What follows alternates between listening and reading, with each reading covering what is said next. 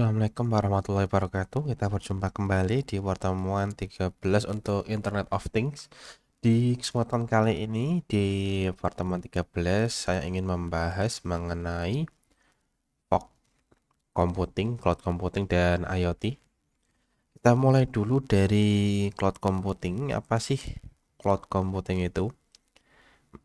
Meskipun kita setiap hari menggunakannya ya untuk kehidupan sehari-hari, ternyata cloud computing ini adalah sebuah teknologi yang dia di mana mendukung tren ya.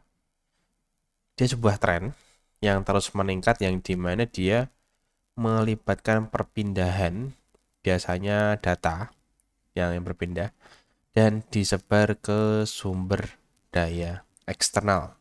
Jadi di situ ada perangkat-perangkat yang bisa digunakan secara online. Jadi tidak hanya softwarenya saja yang ditawarkan di sini, tetapi juga bisa berupa perangkat keras. Dan memang cloud computing ini biasanya lebih banyak digunakan via internet karena lebih mudah dijangkau dengan internet. Ya, kalian bisa lihat dari ilustrasinya di sini. Kalian bisa menemukan semua layanan yang kalian butuhkan di internet. Ya, itulah yang namanya cloud computing. Nah, cloud computing ini karena di situ ada kata kunci computing, berarti ada komputasi. Ya, ada komputasi yang dia hanya bisa diakses melalui cloud alias awan, ya, awan si ini. Itu adalah cloud computing. Nah, nanti ngaksesnya bisa dari berbagai macam hal, biasanya dari internet. Nah, dalam fiturnya sendiri, fitur layanan yang disediakan oleh cloud, ada yang berupa infrastruktur, ada yang berupa platform, ada juga yang berupa software. Ini kalau disingkat namanya adalah IaaS, PaaS, dan SaaS. Sebenarnya istilah yang sejenis pun ada dan lebih banyak dibandingkan ini. Ini baru sebagian kecil dari infrastruktur yang bisa diakses melalui cloud. Jadi sebenarnya masih banyak lagi ya. Cuma belum ada contohnya sekarang. Kita coba fokus di tiga ini dulu. IaaS, jadi sebuah infrastruktur penuh, infrastruktur ya, bukan sesuatu hal yang kecil atau besar, infrastruktur. Jadi sudah ada satu subsetnya, satu set daripada di sistemnya. Ya, ini berhubungan dengan sebuah sistem. Kemudian ada platform, platform as service, ya dia platform berarti dia sudah spesifik di satu perangkat dan barulah nanti ke software. Berarti si software itu dia bertindak sebagai layanan. Sudah ada banyak contohnya ya, dan salah satunya sudah kalian pakai di kehidupan sehari-hari. Kita mulai dari infrastructure as a service, IaaS. Nah, si cloud computing ini dia menyediakan pemrosesan, penyimpanan data storage, jaringan, dan sumber daya komputansi lainnya. Sebagai contoh ya, pemrosesan di layanan yang sudah ada kayak situs konversi, ya situs konversi PPT ke PDF, itu juga masuknya pemrosesan. Karena yang melakukannya adalah awan, bukan kita. Jadi layanan-layanan konversi, ya layanan download, itu adalah masuknya ke infrastruktur as a service. Pemrosesan, nanti ada yang memproses data, dan itu bukan komputer kita. Kemudian ada penyimpanan di sini. Kita sudah kenal sekali dengan istilah Google Drive, Dropbox, OneDrive, ya, dan banyak drive-drive lainnya. Nah, mereka menjual infrastruktur penyimpanan mereka, ya, storage-nya mereka yang jual di sini. Jadi yang kalian dapatkan adalah tempat di server orang, di mana kalian meletakkan file-filenya di sana. Jadi tempat penyimpanan mereka itu sudah terstruktur, terinfrastruktur, ya sudah jelas strukturnya bagaimana, makanya bisa digunakan sebagai penyimpanan. Kemudian ada jaringan, ini juga ada, dan sumber daya komputasi lainnya. Jadi bisa digunakan oleh user biasa. Kemudian ada platform as a service. Di sini menyediakan infrastruktur dan aplikasi. Ada tambahannya, infrastruktur dan aplikasi. Satu set. Ya, cuma masalahnya di sini konsumen tidak bisa mengendalikan infrastruktur yang dipunyai. Contohnya VPS. Ketika kalian beli VPS, kalian beli storage, beli perangkatnya, beli RAM-nya, beli prosesornya, dan aplikasinya di dalamnya, ya, tetapi kalian tidak bisa mengutak-atik yang ada di dalam. Kalau yang infrastruktur ini mereka masih bisa ngutak-ngatik ya, tapi kalau sudah platform, itu sudah tidak bisa diubah lagi, alias sudah fix. Itu platform. Berikutnya ada software, berarti di sini yang dihadirkan adalah aplikasi. Yang dihadirkan adalah aplikasi penyedia yang dia berjalan di cloud melayani klien, ya, yang sudah bersesuaian. Jadi di sini yang dijual adalah softwarenya. Contoh paling mudah adalah WordPress. Ya, WordPress, Joomla, kemudian CMS lainnya, cPanel, itu kan bisa diinstal di berbagai macam jenis infrastruktur cloud. Entah itu Linux, Debian, dan lain-lain bisa dijalankan. Karena yang dijual adalah softwarenya sebagai service. Itu adalah cloud.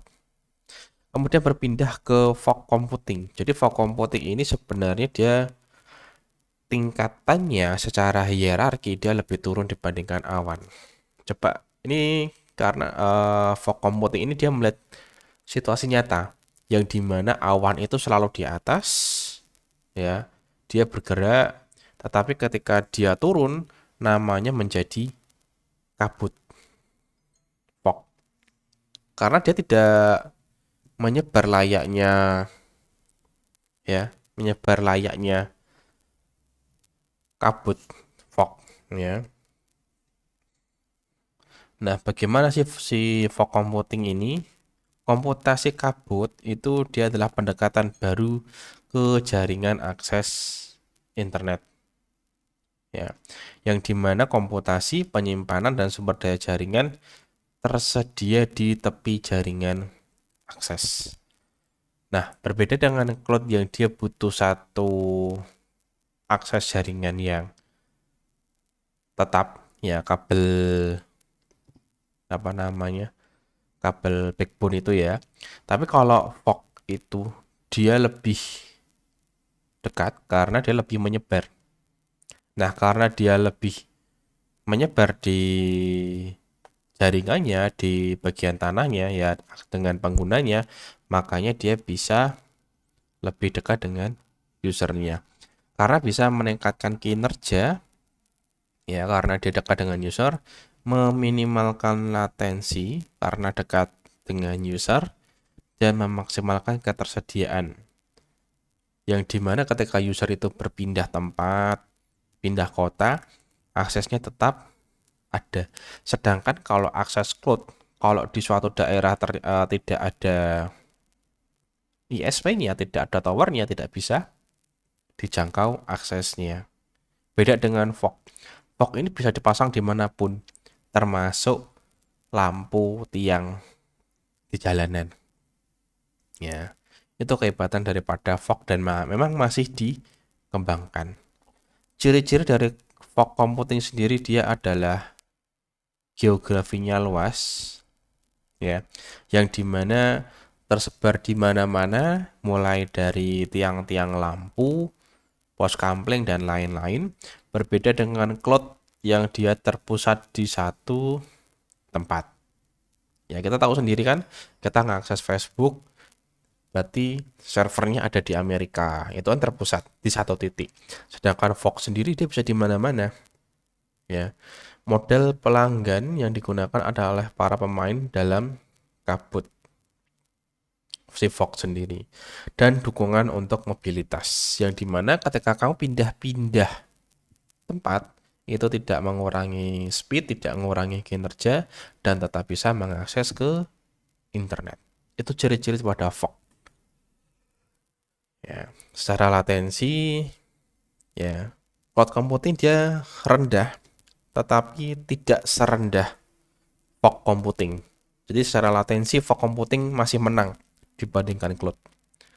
Secara kapasitas ya kalau memang fog computing dia melakukan pengurangan jumlah data yang dikirim karena memang perangkatnya biasanya mobile kecil-kecil. Cloud computing tidak melakukan pengurangan ketika melakukan pengiriman maupun pentransferan data, transformasi data. Ya, karena mereka sudah punya jalur yang khas atau khusus ya. Sedangkan fog computing jalurnya mereka kecil. Bandwidth-nya kemudian cloud computing mengkonservasi lebih sedikit dibandingkan fog. Cloud computing itu dia totalitas. Kalau keluar banyak ya banyak. Sedangkan kalau yang fog computing dia berusaha menghemat bandwidth-nya sehingga tidak dipenuhi oleh lalu lintas yang tidak digunakan. Kemudian secara responsif ya, cloud computing dalam fog computing respon time itu rendah ya di cloud computing. Di fog computing sendiri responnya tinggi karena dekat dengan user. Dia levelnya letaknya itu ada di jalanan di mana-mana. Karena dia lebih dekat dengan user, maka secara otomatis responnya tinggi. Kemudian secara keamanan sama, cuma fog computing lebih tinggi dibandingkan cloud. Kemudian secara speed, ya speed. Kalau cloud computing tergantung dari koneksi virtual mesinnya, tergantung dari VM-nya. Ya, misal kalau servernya lagi lemot ya lemot, kalau servernya kencang ya kencang. Sedangkan kalau fog computing sendiri dia lebih kencang dibandingkan cloud computing secara speednya. Kemudian integrasi data. Di cloud computing sendiri data bisa diintegrasikan dari berbagai macam sumber data, sedangkan fog computing ada tambahan device, perangkat. Sama, cuma kalau fog computing ada perangkat tambahan. Ya, jadi proses di realnya dia seperti ini di IoT. Ya, perangkat-perangkat kecil dia terhubung ke fog sebagai gateway menuju ke cloud. Jadi yang namanya perangkat kayak suhu dan lain-lain yang tersebar di kota itu tidak perlu langsung dikoneksikan ke cloud, tetapi dilewatkan ke fog ya untuk respon lokal dan barulah disimpan di cloud. Ya. Jadi gambar tersebut adalah hierarki lapisan di skenario IoT yang dimana cloud computing berfungsi sebagai jembatan dari cloud ke tepi jaringan. Ini kan tepi jaringan. Ini tepi. Ya, ini daerah tepi, ini daerah tengah, dan ini daerah atas. Ya. Atas, tengah, bawah. Itu adalah hierarki lapisannya. Tapi sayangnya kelemahan daripada fog ya, latensinya tergantung. Latensi. Karena misalkan kalau perangkatnya lagi lemot ya latensi bisa naik. Kemudian ketersediaan availability tergantung pada konektivitas internet. Kalau misalnya perangkatnya lagi penuh ya penuh. Kemudian kurangnya jaringan yang fleksibel.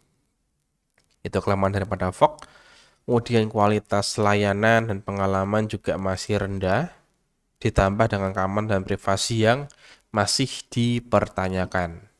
Ya, meskipun tadi bilangnya kuat, tapi itu secara teoretikal. Tapi kalau di lapangan belum tentu seperti itu. Ya.